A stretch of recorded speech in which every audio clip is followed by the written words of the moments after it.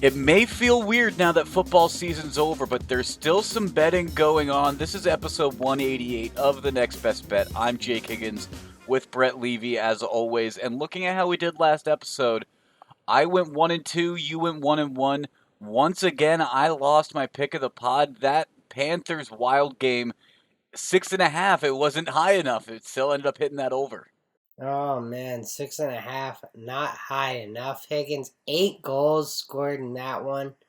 Jordan Spieth plays okay through the weekend. Higgins, he's not gonna go home complaining about it, but Joaquin Neiman, leader from start to finish. So good for him. Congrats on the win on the Genesis. I lose that bet, Higgins, but the Terps get it done in Lincoln. So Higgins, we go 1-1, win the Levy lock. We're pretty happy over here. Happy over in the Levy camp, and maybe that's because you personified this beginner's boulevard, which is the edge, gaining an advantage through extensive research or having insights that are not publicly known. Now, I'm not going to claim the latter, but hopefully you're doing some extensive research before we come on this podcast and give out your picks, right? I can promise you I had no insights into the Nebraska, Maryland shellacking there. But I did, look at that line, Higgins, look at the two basketball teams, the rosters, how they've been playing this year. And I thought, you know what? I think this spread should be a little bit bigger. And you know what? Maryland did too, Higgins. And gaining an edge, it's really perspective on the better and what they deem important in certain matchups. Some will find points scored against to be more heavily favored compared to winning streaks or maybe against the spread scores. It's really what you value as a better compared to other data points, right? Yeah, no, I think that's a good way of putting it. If you weigh a certain value on things and look, Higgins, not this game specifically, but, a quarterback goes down and you don't think the line moved enough because you think the backup, can't do anything.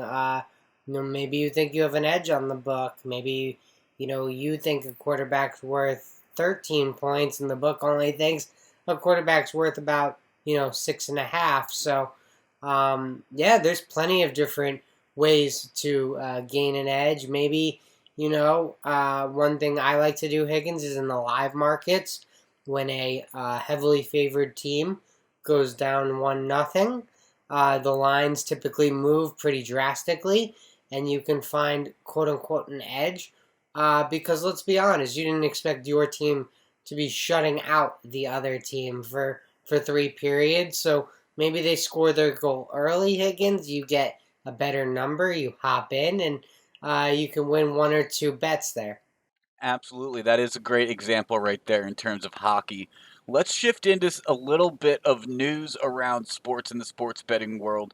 The NBA are where a lot of eyes are going to be right now as we head into the spring, and the All-Star game currently happening right now, Brett. For the longest time, the dunk contest ruled All-Star weekend. However, Karl Anthony Towns winning the three-point contest seemed way more notable than Obi Toppin and the lackluster, underwhelming NBA dunk contest that seems that we had on Friday night. Is that fair to say? Or Yeah, Saturday, excuse me. yeah, it wasn't the greatest dunk contest. That's fair, Higgins. But look, and not every year is going to be full of home runs. We've seen bad dunks, in the 80s and 90s too, but there weren't, Twitter and Instagram and all these other things going on. So maybe people forget a little bit. But I think All-Star Weekend overall, lots of fun, great for the players and the fans. And hopefully they put on a show. We're at halftime right now. But the biggest news to come out of Sunday night, Higgins, right as we were about to tip off, actually, was Chris Paul. News breaks is he's going to be out 6 to 8 weeks with a right thumb fracture. He's going to get reevaluated in that time period. So, look, that's going to change the potential playoff race here in the Western Conference. Suns had a pretty good lead going into the All Star break. I want to say like 4.5 games, maybe on Golden State there, Higgins. So um, we'll see what happens. That's a very significant injury to be missing Chris Paul for about 8 weeks.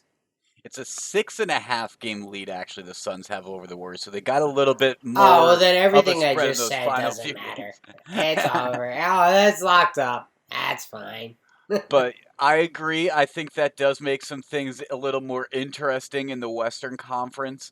And if we take a look at how the game is going so far between Team Durant and Team LeBron, Brett, the leading scorer is Steph Curry, who's 8 for 11 from 3 point land here at halftime. He's taken 12 shots, only made his 3 pointers, though. He missed the 1 2 pointer that he took. Yeah, too close. Too close is right. And then we also, Brett, we made a slight joke, not really a bet more than anything, about whether or not spring training was going to start in time. They said it was going to have to, a deal was going to have to be made by February 28th for it to start on time. It looks very clearly like that's not going to happen. I don't think we got the power of doubling in terms of meeting time that we talked about last episode. But the MLB, I'm a little worried about how long this lockout's going to start because let's remember it was the owners that locked out the players. It's not the players that went on strike. And so it seems like the MLB have kind of dug their heels in, the players have dug their heels in, and I'm not sure when either side's going to be able to come to an agreement. Yeah, we'll see what happens, Higgins. I mean, I'm not just gonna like randomly speculate, but what I'll say is they're expected to meet daily this week, so that is a sign in the right direction. That's better than where we were previously, which was, are we gonna meet today? How long is the meeting gonna be? At least now we seem to have 5 days of meetings on the docket here coming up, Higgins. So we'll see if they actually sit down at the table all 5 days. But I think baseball trending in the right direction. I wouldn't say I am, full gung ho. Everything's gonna be okay. But I am, we'll say, cautiously optimistic on the scale there, Higgins. So cautiously optimistic is where I will find myself. That's where I'll plant my flag today. It'll be interesting to see, though, once we finally do have a baseball season, what the level of play is going to be like and what players have been able to keep themselves in shape. I mean, we had this question with the bubble that happened in the MLB during the pandemic and everything. So it's kind of a similar scenario that if we get a late start in baseball, how long is the season going to be and what's the level of play going to be like? I think it's going to be very interesting to pay attention to. Also, if you look on ESPN, they're hinting at potential labor negotiations, including a universal DH. I don't know about that in Oh, that was 2022. announced. That That was was already formally announced. announced. Okay, Yeah. well, we did get a taste of that during the pandemic season back in 2020. I personally liked it, so we'll see how it goes. I know NL purists like to have the pitcher hit though, so it'll be interesting. Yeah, Manfred formally announced that that was agreed upon. So, fantasy players and gamblers know that the DH is coming to the NL. And yeah, Higgins, I guess, as a National League Baseball fan, a Mets fan, I'll say that I like the strategy involved with having to pull a pitcher from the lineup, but I understand, it's injury risk. It's silly at this point. They're basically just, I mean, unless you're Jacob DeGrom, you're going up there and striking out.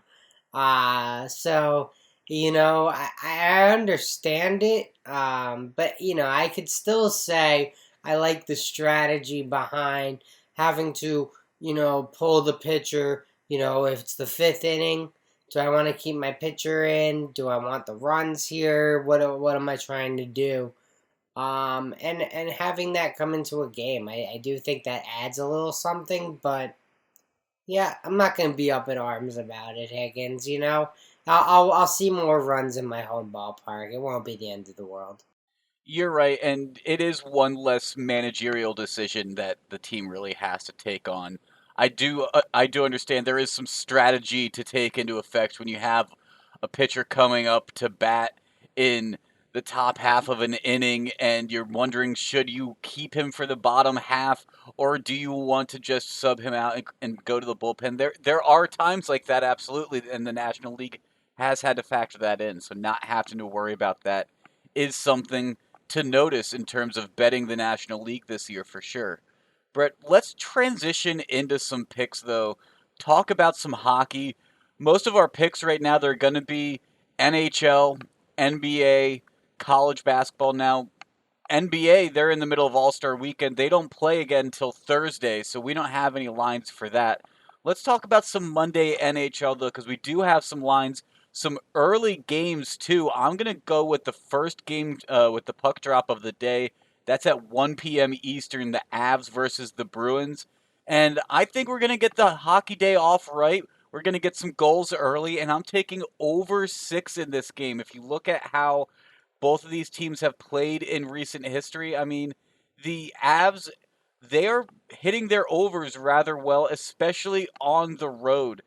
They are 14-7 overall at hitting their overs on the road. And the Bruins, they're about 50-50 both on the home and at home and on the road with over unders. So I'm going to ride the trend of Colorado being a spark plug on the road and getting their overs rather well at a 2 to 1 rate.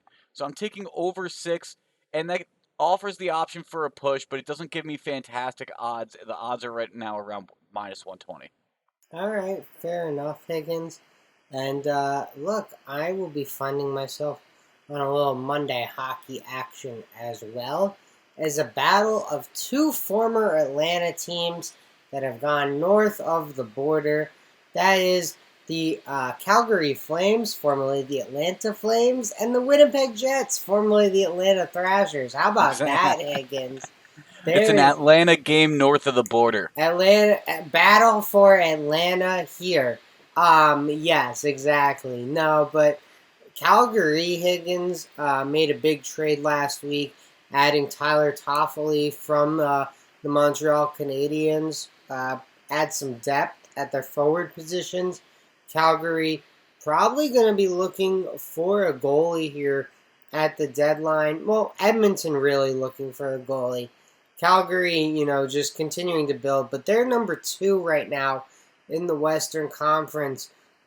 Winnipeg kind of in that 9, 10, 11 spot with Vancouver tied right there. So, Higgins, I just think this is a matchup where one team is significantly better than the other team. That team is playing on their home ice. And for minus 1.5 goals, Higgins, plus 118 payout, which I like. The plus payout there as opposed to having to give extra money to the VIG. So, Higgins, this is just a bet that hits a lot of check marks for me. I really can't tell you too much about how Winnipeg and Calgary have played lately. I know Toffoli scored in his first game with Calgary and they won. Then they played the next night and lost. So, look, Higgins, I think this is just a play of look at where they are in the standings, understanding how the flow of hockey works, and saying, hey, you're up a goal with 2, 3 minutes left in this game. One team's going to pull their goalie. And yeah, you're going to be down a man, but you're going to be shooting on an open net for about 3 minutes here, Higgins. So I think Calgary gets it done for me on Monday. Yeah, this game to me, if I'm being honest, it was a stay away game. I like your philosophy. I think you're on the right side. The Flames are riding a 9 game winning streak compared to the Jets, who have struggled a little bit. But both of these teams have played significantly better on the road. So that is where the Jets have played their best so far this season. That might be why I'd stay away from them in this scenario. But if I were to be on this game, I think I'd be on your side and be with the Flames because they are playing significantly better hockey. You're right. Fair enough, Higgins. Well, there's a game I'm really caring about tomorrow night. It's the Syracuse Orange against the Georgia Tech Yellow Jackets. That spread's far too big at 9 points for me, Higgins. So, look, you have some bets for us on the hardwood. I like one of them. I think Baylor at Oklahoma State's an interesting game. So you want to start there? Yeah, that's a night game. Baylor versus Oklahoma State. I agree. Also, an interesting game. An interesting line, too, compared to how these teams have played. Baylor, the seventh ranked team in the nation. Oklahoma State, not ranked. Baylor significantly better against the spread. Oklahoma State just 9-16-1 against the spread so far this year. And the Bears being just 5 point favorites, I don't think it's enough on Monday, even though this is a Big 12 matchup. I don't think it's enough. I think Baylor probably should be closer to a 7-8 point favorite in this game. So I'm going to be backing Baylor -5 here. They've played decently well recently. They did get a win against TCU, so they are playing off of a win. Meanwhile, Oklahoma State, they had to eke out a win in overtime most recently against Kansas State. So the Cowboys, they've been struggling. The Bears, although they have two recent losses, they're still a significantly better program. I think they're going to continue to right the ship here. Yeah, Baylor did just lose a big man that plays quite a few minutes for them. I don't want to try and pronounce his name because I will butcher it horribly, but that may contribute a little bit here, Higgins. But I'm with you. I think the number. I bet Baylor probably wins this game by multiple possessions, and the spread right now would indicate a two possession game. I think you could be looking at a 3, 4, 5 possession game here, Higgins. So I think you're within safe range, but obviously this is Oklahoma State Super Bowl. Best team in the Big 12 coming into to Stillwater, so they're going to be up and ready for it. But I like the side you're on there. Yep, and that'll be a late night tip off, 9 p.m. Eastern. The other game that I'm going to be on Monday, a little bit earlier at 7 p.m. Eastern, a Big Ten matchup between Indiana and Ohio State. Brett, this is an interesting matchup. I mean, the Hoosiers, typically you would expect to be a favorite in this type of scenario. The Big Ten basketball, Ohio State always competitive, but Indiana's got a lot of pride. They're +6.5 in this scenario. And I'm going to be taking them because if you look at how they've played recently against the spread, they have lost their last four. So I'm going contrarian with this pick, Brett. They're only 3-7 in their last 10 against the spread, but I think they turn it around because they have not played since Tuesday. So this is a team that has had plenty of time to practice, get in the gym, maybe put in some new sets, come out looking fresh against the Buckeyes. This Indiana team needs to have taken this break that they've got of nearly 6 days, and they need to come out strong. If they can come out against the Buckeyes, maybe get an early lead, maybe set that tone early, then I think they have a possibility of potentially winning this game. But I'm not going to be confident enough to take them on the money line, so I'm going +6.5 here. Yeah, fair enough, Higgins. I can't argue with any of that. I think Indiana has been a bit up and down this year, which is why I Yep. have trouble backing them. But, it's a big game here. Playing a ranked opponent in Ohio State, a great big man in EJ Liddell. So, look, I think Indiana is going to come out fired up, ready to go. I think a lot of people have this circled as probably the best game of the night in college basketball. We'll see how it goes. I really don't have a strong read on it. I'm leaning Ohio State plus -6.5 on their home floor. But we've seen tons of upsets this year in college basketball, so anything can happen for sure. Indiana also borderline doesn't really have the resume for the dance. A win against a ranked team right here puts them back at 8-8 in their conference play. Maybe brings them back in the discussion if they can make a push in the next couple of weeks. I mean, we're 3 weeks out from March Madness, so a lot of work has to be done by certain teams, but I'd say it's still possible. Indiana has to start on Monday night though against Ohio State. They have to play really well. Yeah, definitely need a win here to help keep their tournament resume alive for sure. I guess we're throwing that out there, Higgins. But as I'm saying it, I'm like, well, I mean, if they win the Big Ten tournament, it doesn't really matter. So, That's true. Yes. they're no one's dead yet. Yeah, that's absolutely right. If they win the Big Ten tournament, then it doesn't really matter at all. But like you said, they've been streaky, they've been up and down. So if they can right the ship, if they can take this top 25 matchup right here on Monday, take it seriously, perform well, either get a win outright or get really close to getting a win, I think that sets them up well to maybe make a push to try to sneak into March Madness. Yeah, I mean, yeah, you want to be in a position where you're not relying on the Big Ten tournament. So I Exactly. agree. Indiana is going to want to win this basketball game. All right, let's jump into our Levy Lock pick of the pod. Brett, now your Levy Lock, it won yet again. You only have one pick tonight, though, so is it safe to say that's your Levy Lock? Yes, very safe to say that I am all in on the Calgary Flames. So they'll probably break my heart, and my perfect record in the Levy Lock will go bye bye because I only bet one game, Higgins. But sometimes you don't love the early board. Not all the games are out. I'm sure I'll get more college basketball. Maybe Higgins. Maybe I'll find myself on Illinois, Chicago, -8.5 on the road, but I don't really love that spot either. So yeah, Calgary -1.5 at home versus Winnipeg on Monday night, Higgins. That is my Levy lock and my only bet for the pod. All right, you got your horse and you're riding with them. That is one pick, Secretariat. one pick to rule them all, as some might say, too. Yeah, exactly. All right, my pick of the pod.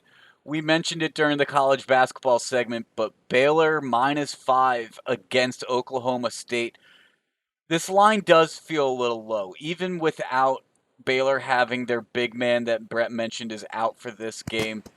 Baylor's just the better team here, and this should be closer to a 8-point game, 8-point line, I think. So -5 on Sunday night is some great value. It's a late Monday night game, so should have all of Monday to see how this line settles down and where it sits at by tip off. But Baylor -5, I really like that line. That's going to be my pick of the pod, absolutely. Yeah, and we'll have to track that on Monday, Higgins, see if it moves a little bit, see if you beat the books a little bit, because I'm sure, and there's nothing wrong with this, but I'm sure the public's going to see that -5 next to a ranked team going up against an unranked team, and you may get a good number here. It's going to raise some eyebrows, I think, for sure. Yeah, Yeah. that line, once we get some Monday action on it, I think it's going to move a little bit for sure. Yeah, I could definitely see a lot of wagers coming in on the Baylor side. Yeah. Make sure to join the conversation on social media. That's at NBB Pod on Twitter, at Next Best Bet on Instagram, and the Next Best Bet Facebook page. We'll be posting some picks between now and next episode, talking about and updating how our picks from this past episode went and everything. So make sure to join us there. This has been episode 188 of the Next Best Bet. For Brett, I'm Jake. We'll talk to you guys again soon.